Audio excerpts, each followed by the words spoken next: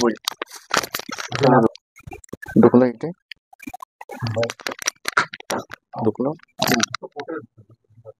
मग येतं का मांडी घातली गुडघ्या बसले जास्त उभं राहिले जास्त चालले तर उभं राहिल्यावर तर नाही येत कारण की काम दुखलं काही ट्रेनिंगचं नाही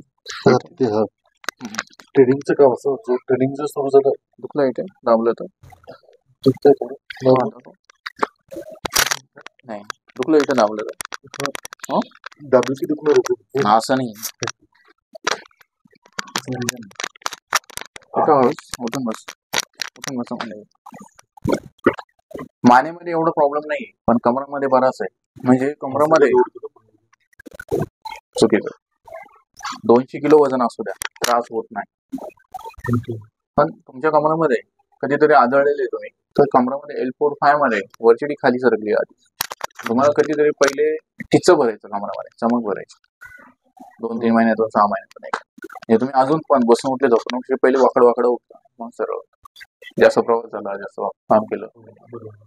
आता याला प्रवास झाला की होतो आता तुमची डिक्स आहे खाली सरकली भरपूर दिवस झाले पण जसं जसं कार्टिलेज फाटून बाहेर यायला लागलं त्याच्या कमरापासून हा भाग दुखतो कमरापासून खुबे मांड्या पोटऱ्या टाचा दुखणार म्हणजे पाहिलं मग येणार जड पडणार लागणार कळणार पण ते कधी जास्त उभं राहिले जास्त चालले जास्त मांडी घातली जास्त गुडघे बसले तर म्हणजे तुम्हाला मेजर प्रॉब्लेम व्हायला पुढचे 5 वर्ष बाकी आले असं पण हा त्रास तुम्हाला कधी होतो इंडियन वर्षामध्ये तर बसतच आता पुढच्या 5 वर्ष हा प्रकार वाढणार आहे जर लक्ष नाही दिलं तर याला तुम्ही पालतो झोपले तर त्रास जास्त होतो होणार जास्त होणार कंबर जास्त तुमचा आजार बरा नाही होणार दुसरं उठशा 2-2 घ्यायच्या नाही मान मोडायची नाही दोन्ही खांद्यावर झोपायचं पाण्याचा झटका द्यायचा नाही मोकळी गाडी चालवायची नाही आणि थोडे दिवस बेल्टची गरज आहे जास्त ट्रॅव्हलिंग जास्त काय हार्ड काम आहे तर थोडे दिवस आंबट वातळ गॅस ऍसिड ठेवले अशा पदार्थ बंद करायचे खायचे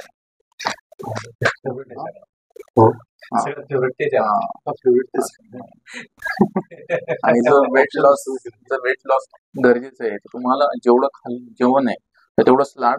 आणि दुसरं जेवण झाल्यानंतर लगेच त्या व्यक्तीने बसलं नाही पाहिजे थोडस आतमध्ये ते सेट झालं पाहिजे थोडस शतपावली चाललं तरी पाहिजे असं आहे आणि सगळ्यात महत्वाचं डायरेक्ट बसतच होतं सगळ्यात महत्वाचं आणि घरी सध्या जेवल्यानंतर सगळ्यात महत्वाचं प्रत्येक व्यक्तीला थोडं जरी हार्ड वर्क पाहिजे जर येतं एक्सरसाइज तरी पाहिजे नाही तर सगळ्यात जास्त आजार त्या व्यक्तीला होतात समजलं इथून पुढे तुम्हाला नियम महत्वाचे मी सांगितलेले वाकून वजन उचलायचं नाही पालतू झोपायचं नाही उघड बसायचं नाही 30 डिग्रीत बसायचं झोपायचं तुम्ही काय करतो खुर्ची बसले शीट पुढे घेऊन पाय लांब करून टेबलवर ठेवून खुर्ची ठेवून बसणार झोपणार मोबाईल बघणार टीव्ही बघणार त्याच्याने हा प्रकार वाढतो आता याला सायटिका प्रॉब्लेम म्हणतात पण आताची सुरुवात आहे समजलं झोप आलं पूर्ण फोटो पण प्रॉपर 8-10 सेटिंग झालं तर पूर्ण क्लिअर होईल आताची सुरुवात आहे असं पण तुमची बसण्याची झोपण्याची पद्धत चुकीची आहे म्हणून तुम्हाला जास्त त्रास नाही तर यांना प्रॉब्लेम खूप कमी आहे मी काय सांगितलं मागाशी का तुमची फर्स्ट स्टेज आहे आताची फर्स्ट स्टेज सेकंड म्हणजे तुम्हाला थोडंसं प्रॉपर गायडन्सची गरज आहे बस चुकी नाही केल्या आणि सगळ्यात महत्त्वाचं थोडंसं वेट पण कंट्रोल मध्ये येणं गरजेचं ड्रिंक वगैरे काय होतं नॉनव्हेज वगैरे जास्त नाही बाहेरचं वगैरे जास्त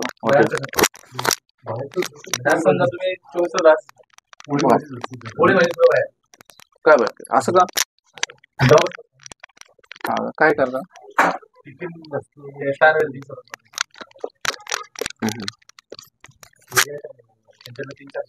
जर तुम्ही जर बाहेरचं खाताय माझी स्वतः दाजी असंच होतं बाहेरचं खाणं अवघ्या 40-45 वयात चालले गेले आणि जो व्यक्ती बाहेरचं जास्त खातो त्याला माझं चॅलेंज आहे 60-70 वयाच्या पुढे आयुष्य नाही त्याला कारण की जे तेल आहे ना तेल सगळ्यात घाण आणि बाहेरच्या जेवणात तेलच जास्त वापरलं जातं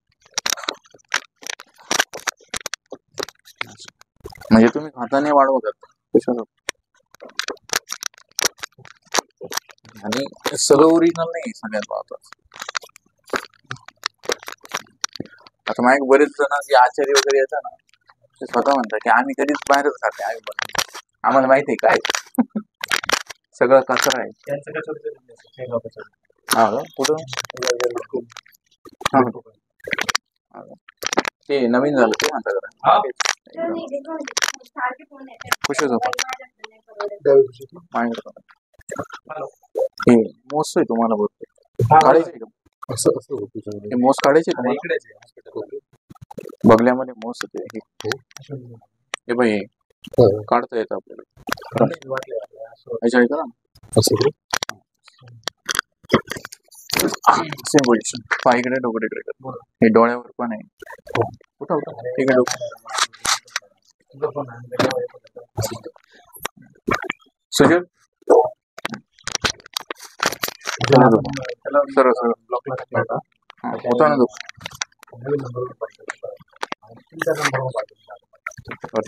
खाली मान वरती मान उचला खाली मान रिलॅक्स बस डोकं तिकडे पाय